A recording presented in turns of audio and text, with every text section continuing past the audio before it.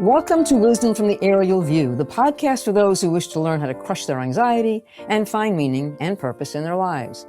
Hello, Mark. How are you today? I'm fine, Enid. It's so good to see you as always. It is good to see you. You know, for today's podcast, I was reading an article. I do this a lot. I read things and I ruminate on them and I think, well, this would be something we ought to talk about. And this was in November, so it was a while ago, but it has stuck with me. And the name of it was Thanksgiving Shrank Down to the Size of a Screen.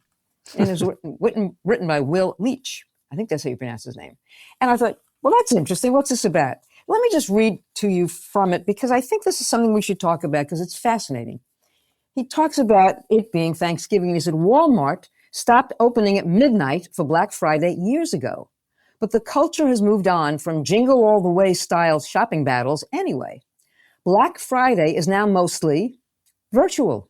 The deal we're after is just a click away, and depending on the aggressiveness of your particular AI agent, maybe even closer than that. And while I doubt there's much nostalgia for trying to box out some dude in aisle 3, I do wonder if some of what makes Thanksgiving special has slipped away. And he says, I'll just go on just quickly. He says, as we become an increasingly shut-in society, the culture has shifted to meet us where we are, the couch. The idea of heading out into the public to do anything, let alone wrestle a stranger for a television or a doll, has become faintly unpleasant, even anachronistic, like waiting outside a record store at midnight for an album release. Thanksgiving remains a day of service for some, a day of volunteering at soup kitchens or giving out meals to the needy. But even that has gone virtual to a degree. Feeding America, America's big food bank, their big Thanksgiving food drive is conducted entirely online. What are we doing? We don't even talk to each other. Everything is virtual. So I wanted to have a conversation with you today about that. Can you believe that even a virtual food drive? Come on, what are we doing? Thoughts? Yeah, I'm with you. You know how I feel. You know, if I had to list the two most important things that lead to happiness in your life, they are both related to interacting with people. Number one is relationships. By far, relationships are the most important thing. I just got off the phone a little while ago with a friend of mine. We started we finished medical school at the same time. We met in our internships. And I won't tell you how long ago that is, but it's a long time ago. Mm-hmm. And we've stayed friends. He actually delivered my youngest son, and he retired just a little bit before I left my practice. And in those days, we used to see each other in the hospital every day because we were working in hospitals. So you'd have this camaraderie in the hospital. We had Dr. Reiner on a few weeks ago, and he still works in a hospital every day. And what he talks about a lot is, and I think he mentioned it when we interviewed him, is that he has his family in the hospital. You know, his team comes in with him at night to save somebody's life. And he loves these people, and they're all close. And when you work in a hospital, you develop this very close camaraderie with the people with whom you work because it's very intense. It's a lot of pressure. But once you have success together, there's this bonding, and you really do begin to love each other. I was back in my office the other day because I had another injury. And again, yes, and 2 minutes after my injury, I was laughing, of course. Anyway, so I went back in, and so I had a little imaging procedure. Everything's fine. But I was with my people again. And, you know, we're hugging each other, and, you know, still a lot of them are still there. Not all of them, but it's a dwindling crowd, but still. And I loved it. So here I am in my old office as a patient this time, and going through a procedure, and I knew it was going to find something not life-threatening, but something abnormal that would require some treatment. Luckily, it's minimal. I'll be fine. But all I could remember from that was how happy I was to see my people, right? Right, sure. And and this whole idea, we've talked about quiet quitting and people working at home, and this idea that people say, well, I only want to go into the office at the most 1 or 2 days a week. This is terrible. And it's not terrible for the company or the productivity or the economics of the country. Maybe it is, but that's not what concerns me. What concerns me is what concerns you, right? Yes. You lose this. And this is where the joy in life comes from. If you take that away, We're going to have more mental illness. We're going to have more mass shootings like we don't have enough already. We're going to have all this stuff. It comes from this isolation, and you get into your own head and you lose that rapport you have with other people that, hey, I actually like most of the other people. Okay, people go to work and they go, there's always one guy or one woman who's difficult, but most everybody else is fine. And you laugh about that other person, and you share times together, and you share each other's lives. You know about each other's significant other and kids if they have them, and their parents. You learn about all this stuff, and you develop these relationships that are the source of joy in life. They are the number one source of joy in life. You take relationships away, and we've got a problem. Yeah. Yeah, I know. That's why I wanted to talk about it. I know we've done a couple of shows on it. We've done connections and relationships, but it's important to keep talking about it because it's not getting any better. And I guess one of the things that we know is that our listeners, some of them are skewing younger now, and they're the ones that are staying home and not necessarily going into the office as much. And they're beginning to get comfortable with that fact. It's become kind of, this is kind of nice. I can work on my couch. I can do other things. I can go out and take a nice long lunch because who's going to know I did that?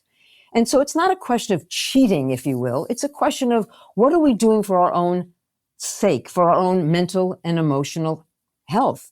And I don't know, how do we change that? How do we say to people, whether they're young or old, you really do need to socialize more. You really need to get out, go play bridge, go play mahjong. I have friends who play bridge online. Okay, there you go. Seriously, they're playing online with other people on Zoom or something. Yeah, I know people who do that. Yeah. So again, they're not even getting out of the house, and even just getting out and seeing somebody in person. Give them a hug, right? Yeah. Well, a lot of people don't want to do that. I gave a hug to one of my neighbors the other day. She was aghast. Well, okay, and let's talk about that. That sense of touch. A friend of mine is a nurse. And one of the things that she and I talked about is that one of the reasons we like doctors and nurses, they touch us. They physically touch us, even if it just means to put a stethoscope to my chest to see if my heart is still pounding. They touched me. And it's not a sexual thing at all. It's just a very physical thing. When you touch somebody, it means a great deal. How do we get back to that? I think you're 100% right. I mean, as a doctor, I was always touching people because one of the things I spent a lot of time doing was one of the procedures I did all the time was ultrasound.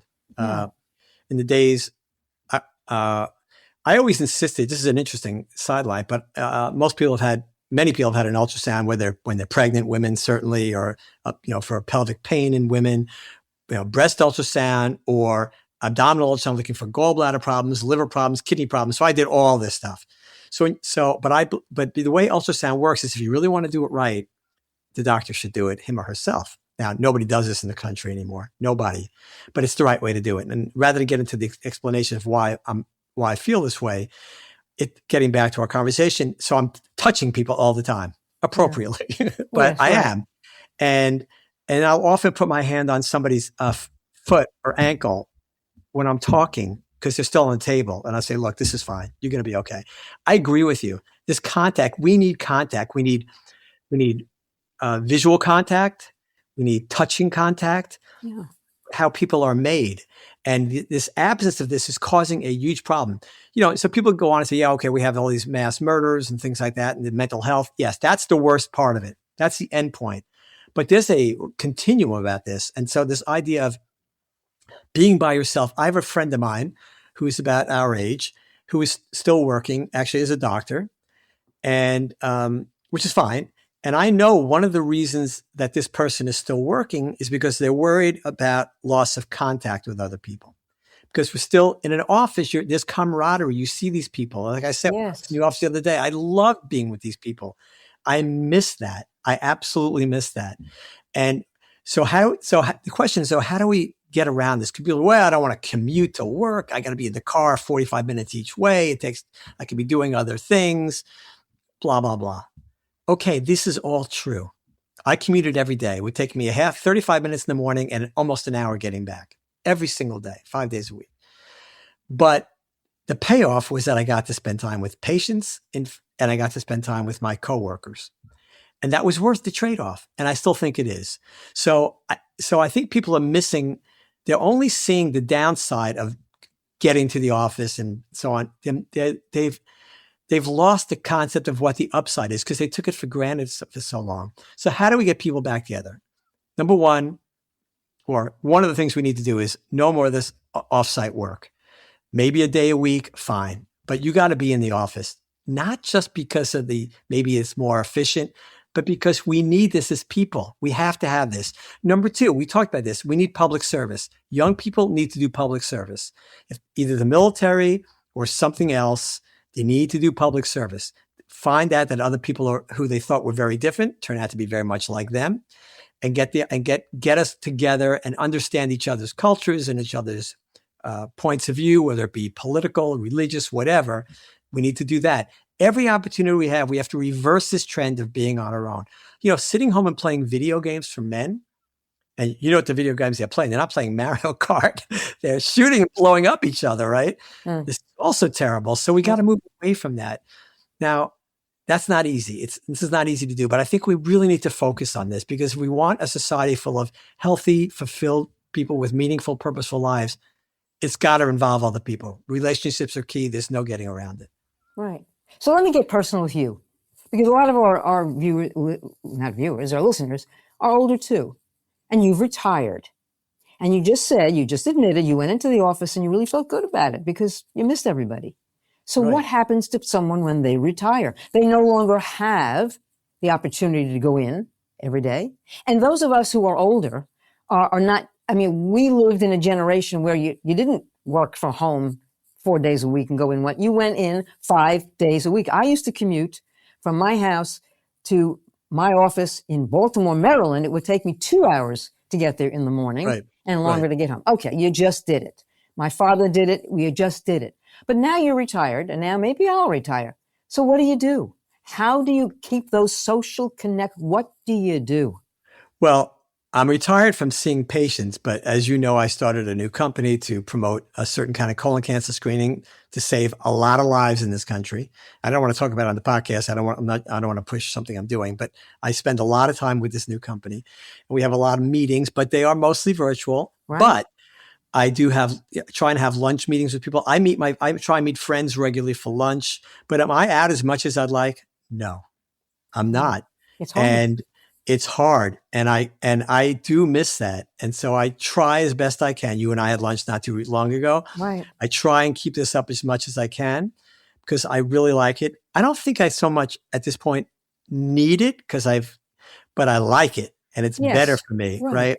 And so it is harder than, look, you still go into an office every day or most days. And I think we have to create environments for more social environments. Don't play bridge online, play bridge in person. Right. I play golf rarely. And I'd like to play more because I like to be outside. I'm terrible at it, as I told you, but I like being outside with other people. Right. I like being with the people. So I'll try and do that more. I think forming, social organizations, whether they be, related to sports or related to music, for instance. I have a good friend of mine I just got off the phone with who he moved up into Massachusetts. He's in a large choral group and it has been he loves it. He loves the singing, but more importantly, he's created this new family of friends. And he talked to me about that for a while, how these are his new friends. He's part of these are my new people, he told me. We all need that. So yes, I think we have to work hard as we get older, but I'm actually more, as you know, I'm more concerned about younger people. Hopefully we'll live a long time, but we're okay, right? Because we had those many, many years of social interaction. So the more the better, for sure. We shouldn't stop, but I'm more concerned about younger generations because they don't have this. They're growing up without it. They're growing up online, Instagram, all the social media, TikTok, video games. This is really completely unhealthy. For them. They're not going to have fulfilling, rewarding, meaningful, purposeful lives if they don't develop these relationships. And they're not. People aren't dating. People aren't getting married. This is a disaster for this society. When people talk about what are the biggest problems in our society, well, that's it. That's the number one problem. The rest of them are not unimportant, but that's it. We're going to end up with a real mess on our hands until we reverse this. And I'm confident we will. We were talking before we went online how I'm trying to, in other manner, trying to convince people to move in this direction, to move to more interpersonal relationships. It's fun, right? It's where the joy is, helping other people, right? When you help other people, you're often involved with them personally in some way. And those relationships are what are going to generate the most enjoyment in your life. It's interesting because a lot of times when we're looking at people who are mass murderers or whatever, the one thing that always stands out to me is they always say this person, usually a man, was a loner. He was a loner. These are people who live within themselves. They don't get out. They don't socialize. And I don't understand what happens, the mechanism in the brain that causes them to be violent. And again, we've talked about violence on the podcast a lot. Well, and one begins to put the two together, So I've started posting this other project you and I talked about on Instagram, and I will continue to do so. But I've rarely used Instagram. But when I scroll through it now, as I'm posting this, I'm seeing what's going on, and everything is violent. Not necessarily just shoot 'em up violence, but the way we talk to each other, the language. Our language has become violent. Our interactions have become violent. Yeah. And that's what people see. So here's what happens when you're by yourself and you're scrolling through Instagram or TikTok and you're seeing not so much even just violent behavior with a gun, but violent behavior, the way we talk to each other, treat each other, language, all these things. You go, that seems to be the way the world is now because you have nothing to compare it with. And then you get inside your own head and then you start to create an argument in your own head that you're being taken advantage of. And whether it be powerful people, rich people, successful people, they're the problem. They're why I am lonely and by myself. And you create this scenario in your head, and there's nobody out there since you're by yourself to say, actually, what you're thinking is, I won't say it's crazy, but it's wrong, and here's why. And it's the interaction with other people to make you realize, oh, I have this wrong. But when you don't have any contrary opinion or opportunity to have your own, to get out of your own brain, it just gets worse and multiplies before you go pick up a gun and shoot a couple of people. So this is all tied in. We have to get to be back to a more social society. We can't, and it's parents, it's teachers, it's the government. It's mostly parents mostly parents, I would say, families, because that's where the real problem is. That's where it starts there. And I think you're seeing right now this movement to move kids away from phones and screens. Well, that's going to pay off. Where? I mean, Jonathan Haidt wrote this whole book, and now that's a big thing. And now you see that Australia just banned social media under the age of 16. All right, let's talk about that. How do you think that's going to go? Well, it's not going to work. Perfect. Yeah, I think it's going to help. But who's the enforcer? You don't have to get 100%. You won't get 100%. You'll never get 100%, but you get 80%. You're on the way. Right? But how do you get 80%? How do you get kids?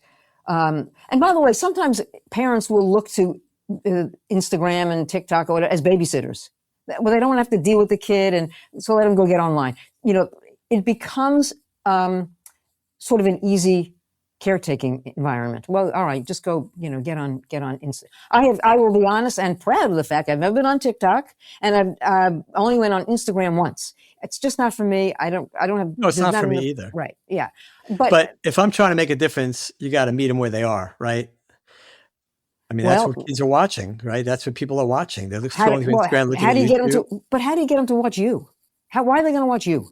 They may not. But that's how things work. If they find it interesting, they will. And, I make it very clear what my goal is. I only have one goal here. I'm trying to make your life better. That's it. I don't want money. I don't want fame. I don't care about any of that. Right. I want to help. And if you're interested, great. So you got to look, do I know this is going to work? Heck no. Right. But there's two choices, try or don't try. I'm in the try business. I spent my career trying to help people as a doctor. Well, it doesn't stop. So if you're trying to make the world a better place, you do things that might look stupid or silly, or you got no chance. But, all the important things that have happened in this world have started with one person. Right. And so you give it a shot. Good chance you'll fail, but you never know. But if you don't do anything, you're never going to succeed. And I can't sit by. I have kids. I have grandchildren. I feel responsible to them. No, I actually was just being a generic you. I didn't even mean you, but I agree. No, I understand what you're saying. I think that, no, I know. Yeah. But I still think that, and maybe there's somebody invented this. I mean, everything begins with an idea. Somebody had an idea to do this, and it worked. And it's, I don't know. Are there ads on TikTok? How does it make? How does? Oh yeah, sure. Are there? Yeah. I've never been on it. Oh I don't yeah, know yeah, what it yeah. is. Honestly, I've never been on TikTok either. But I've seen it. And it's a similar to Instagram. The idea is the same, right? So it has a little younger, it skews to a younger population, but the ideas are the same. Keep you scrolling. Why do they want you scrolling? So they can sell you stuff. I mean, that's where it's monetized, right? That's where the money comes in. Yeah. So yeah, they had an idea, and this is here's the thing. You talk about parents. I want to go back to that. Yeah, sure. When you become a parent, you're signing up for something, right? You're signing up to grow a child, to take a child, to evolve that child from a screaming, selfish brat, which they will be if you don't Sure. train them. To it's like no offense. I've had dogs too. It's the same idea. You don't train your dog, they'll pee in your house and bite you, right? So you got to train them. You have to do the same thing with kids. But people go, oh, I'm so tired. I got work. I got this. I got that. And I get that because I have 4 kids. And I often babysit grandchildren. So I get that too. But you have to stop and think, okay, why am I here on this earth? What is my role? My role is to help as many people I can. Well, you got to start with your own kids and your own grandkids. So as tired as you are, or, you want to be, I want to be playing piano. I want to do something else, right now in my life. But even as a parent, I always felt that I looked at it as a responsibility, but it was also a joy. And that time I spent, my kids call me a lot, and they're all grown-ups. They all have their own kids, except for one who's my youngest, who's just finishing his education. But they call me, and you know what? Their spouses call me. And it's great, right? So why do they call me? Because they know I care, because they know I love them, and that I'll do anything for them. And for me, is it work? Well, sometimes, but mostly I realize I'm helping, I'm growing, I'm helping grow people, especially when they're young, into something valuable, who will have meaningful, purposeful lives, what this podcast is about. So yes, it's a responsibility, but it's also a great joy if you look at it the right way. So I don't give parents, I don't give them any slack. I don't cut them slack. I worked, when I had my first kid, I was a resident. So I was working 90 hours a week, maybe more. And I wasn't working 5 days. I was working at least 6, sometimes 7. But my responsibility was to my kid when I wasn't working, right? And and it's not that hard. You just have to know you love them. That's it. You tell your kid every day, I love you, I love you, love you. And you show them you love them, and you try not to yell at them, which I did a little too much in retrospect. I never hit my kids, certainly, but I probably could have been a little kinder and gentler. But they turned out fantastically, knock on wood, because they know I love them. They know I care about them. They know I have their back. They know I'll do anything. If a kid knows they're unconditionally loved, you're not going to have an evil child. You won't have an evil child. No, I don't believe it. I don't believe it. We've seen an instance of that just this week. We had. But you don't know. I don't want to criticize anybody, especially somebody who's not here anymore. All I'm saying to you, yes, there are exceptions to every rule. It's not perfect, but generally speaking, right? If your kids know you love them, and you set boundaries, and you set rules and expectations, the expectations and rules can be quite high. But if they know you love them, then then it's fine. Most kids want that. It's when you try and assuage your kids by saying, oh, I don't want to be too hard on you. If you want to go do that, go do that. If you want to do that, if you want to hang out with those people, no, don't do that. You can be a tough parent, but as long as it's accompanied by unconditional love, that's it. It's not that hard. And I've done this a lot. I mean, I'm talking out of experience, right? So nobody's perfect. I wasn't a perfect parent by far, but my kids always knew I loved them. The first thing I say to my grandkids when they're young, I always say, they call me Pop. I go, how much does Pop love you? A little or a lot? Right? I always go, a lot, right? Okay, mission accomplished. People need to be loved at all ages. And especially it starts when they're young. So I know we didn't plan to get into this, but this is what we're missing in this society. We're missing that love, especially from parents to kids. That's what we're missing. And it's okay to set rules and boundaries. And kids want you to set rules and boundaries. They scream about them, but they want them. And as long as they know you're loved, they do. And I'm telling you, as long as they know you're loved, you're going to be fine, and you're going to grow great kids. And that's what we need to do in our societies. But what is that?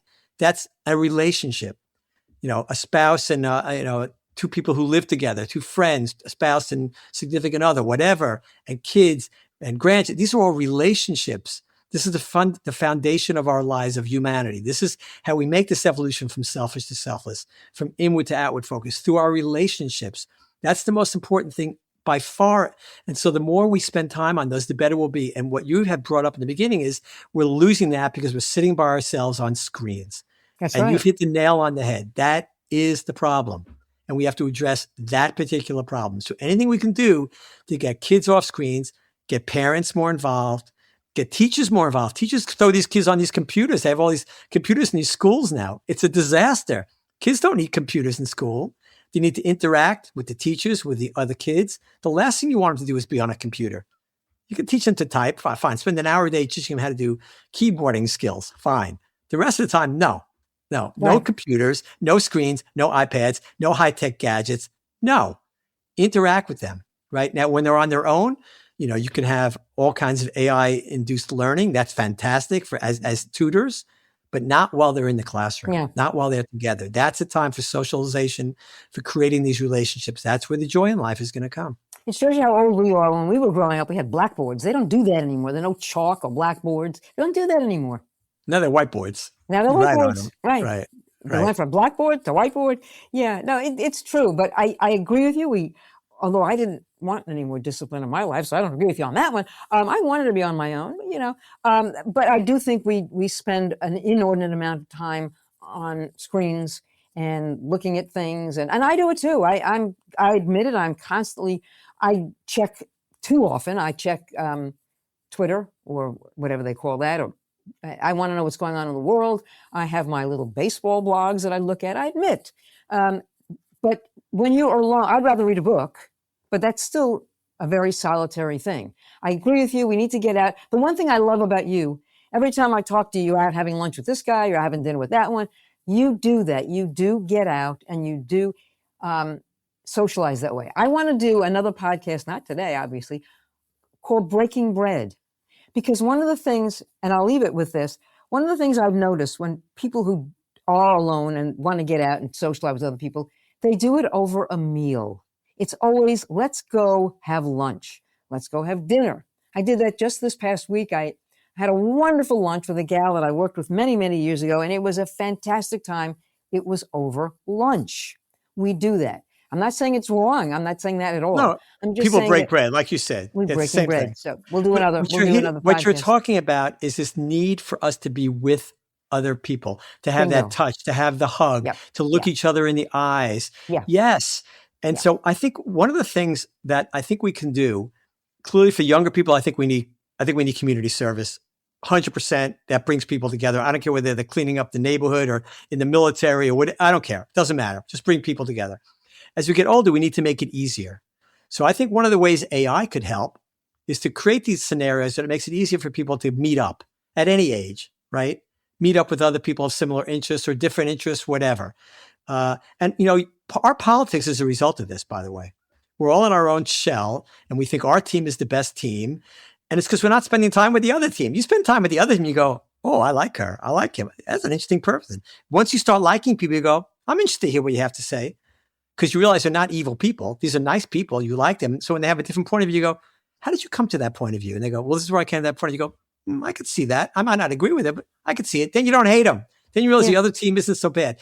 The other team is bad when you're only seeing them on a computer screen or reading X, which was, formerly Twitter, and everybody's yelling at each other. Could try that in person. See how well that goes. So we need more in person, and then you don't hate the other group, and you don't think that all, whatever. I don't want to get into any specific group. So we realize that all groups are made of the same kind of people. Most of them are good. Each group has a majority of good people and a minority of bad people. And when you meet with these people, you realize they're not any different.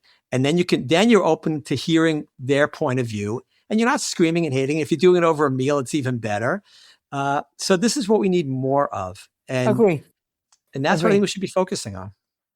I see I don't know where the time goes. But let me end this before I give you the last word with the final paragraph in this article that I read. And he said, yes, Thanksgiving remains a massive travel weekend. It's set to break another record despite lingering concerns. blah, blah, blah. He says, but are we doing all that traveling to go from one television, iPad, or phone screen to another? It's a lot of moving around just to end up sitting in a room, not moving.